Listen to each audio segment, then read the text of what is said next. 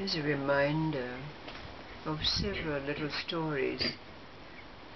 Let's see what they evoke in us right now.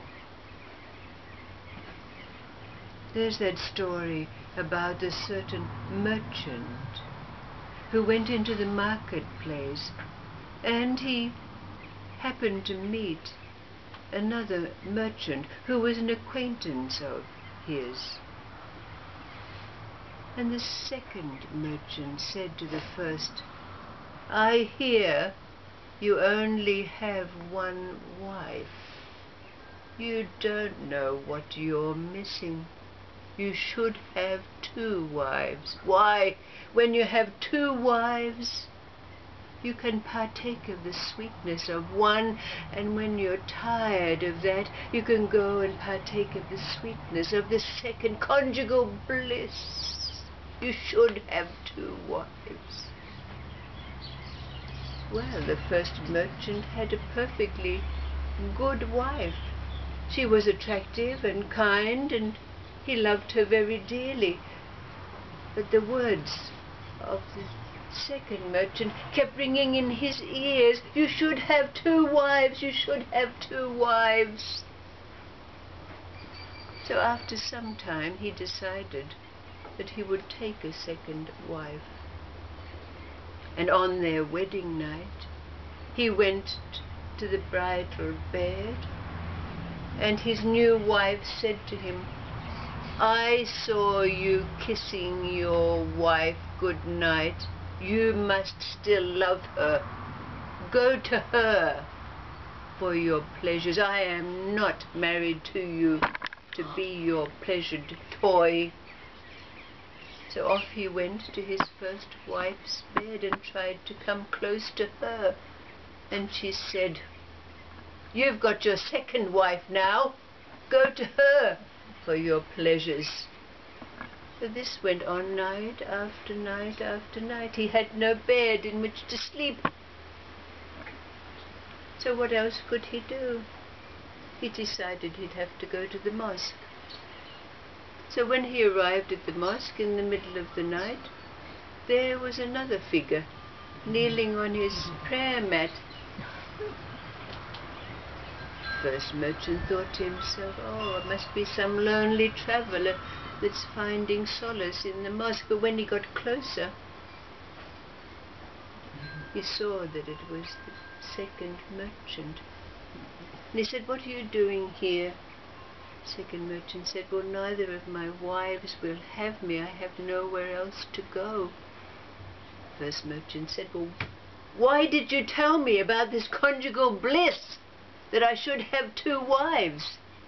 Second merchant said, "Well, it's very lonely at the mosque."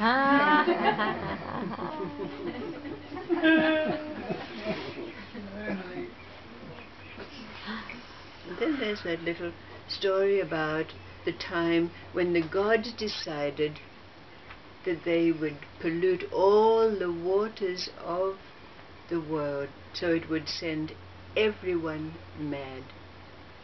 But there was a certain man who was in a somewhat advanced state of enlightenment, who was told that this was going to happen by a god that he had a particular relationship with, you might say. So he stored up water and put it in a cave, and all of the world went mad. But he was ostracized, he was laughed at, he was decried. So he became so lonely that he partook of the waters of life and became like everybody else. Now, many times this last little anecdote has been repeated to you, but always, most times, the last line has been left for us to complete ourselves. And that's how it is again today. But it's important that it be brought to our notice that we have a need to complete this story for ourselves is the story of the great Sufi al-Ghazali, who made the quotation, "When I commenced my spiritual journey, I learned that which was acceptable to ordinary men, and that which I learned was repentance. Repentance. I'm a sinner. I'm not good enough. I'm not worthy."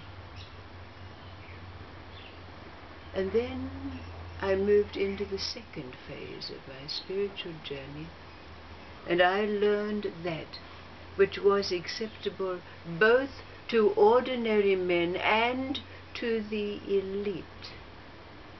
And that which I learned was faith and trust in God. God is the doer. God is all in all. And so on. And then I moved into the third phase of my spiritual journey, and I have learned that which is neither acceptable to ordinary men nor to the elite. And I have become a pariah, an outcast.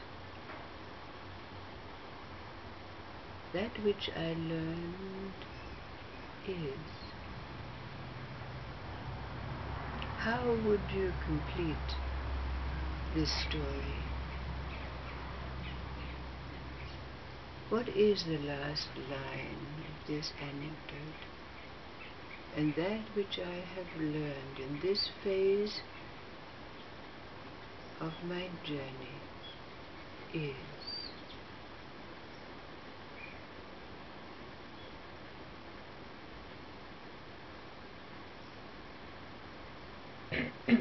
There is no belonging. There's no belonging? Yes, there's no belonging.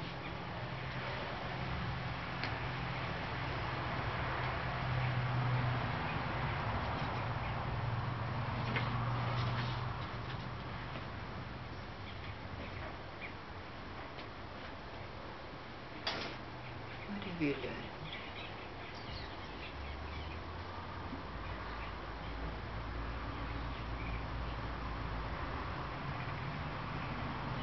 What is it now that allows you to walk abroad in life, have the usual traumas, vicissitudes of life? We're not separate from them. We feel and know the suffering of others. We see the ways of the world. We see the madness.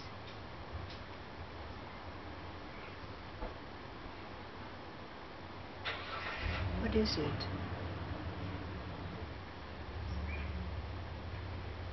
How do we complete this line?